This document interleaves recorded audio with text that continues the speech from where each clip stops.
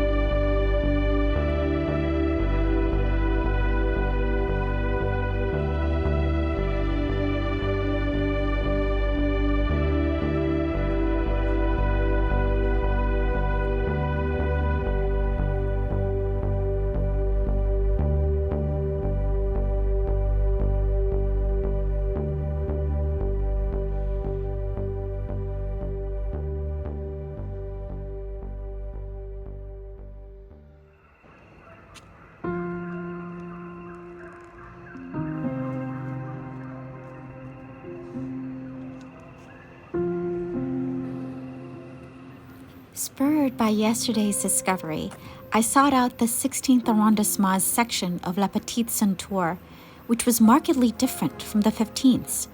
For one, either the train tracks have been removed completely or so well hidden by foliage I could not see them.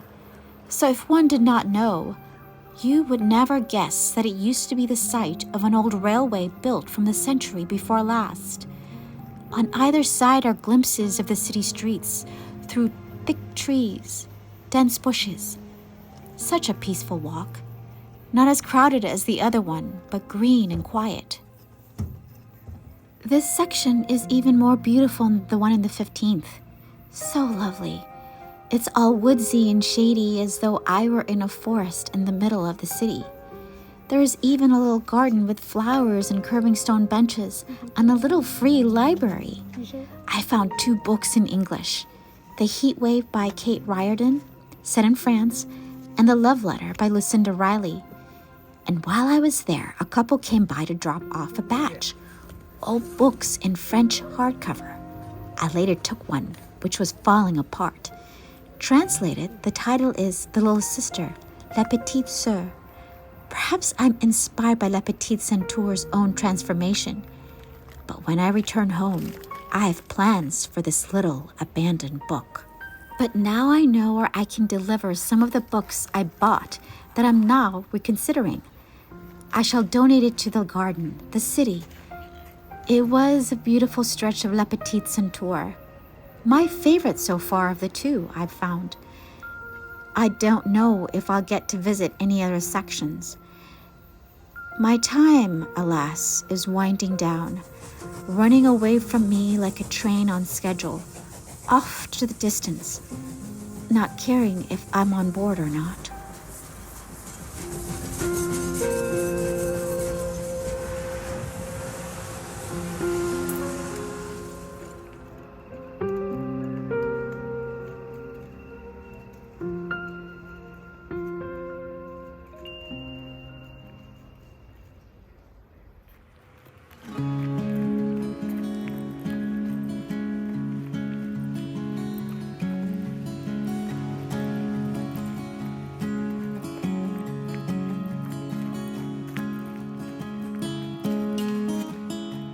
According to the informative signage I later translated, this section of La Petite Ceinture between Auteuil and Saint-Lazare stations was created in 1851 on the initiative of the Pereira brothers.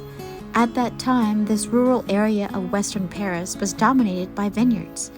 The trains transported goods and then until the 1930s provided passenger service to the left bank via the Auteuil viaduct.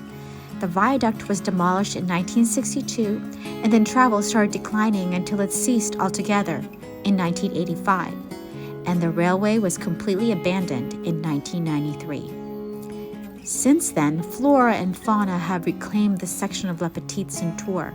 In 2007, formal efforts began to create a promenade specializing in preservation of biodiversity.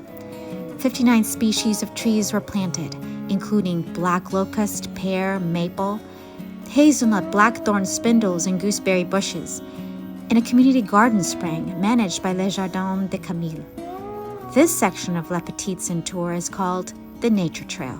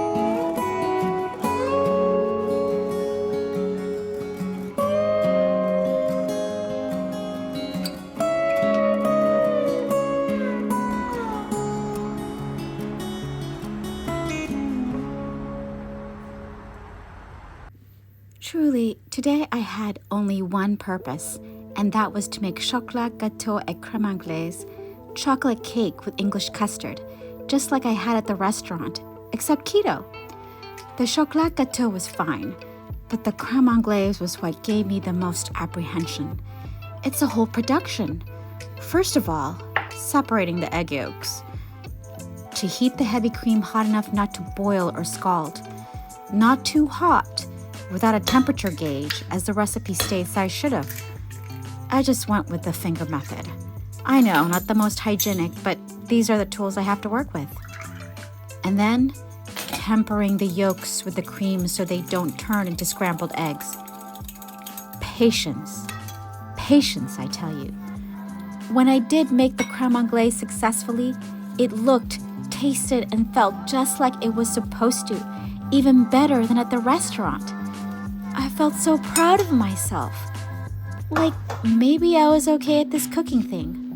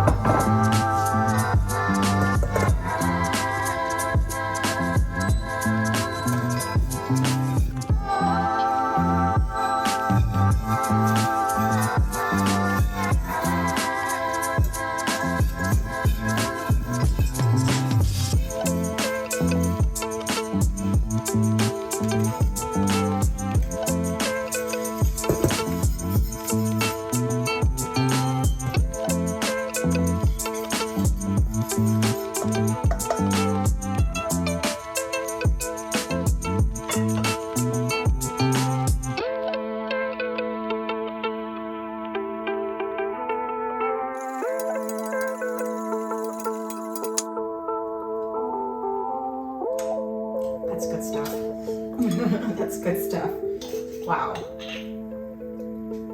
Creme anglaise.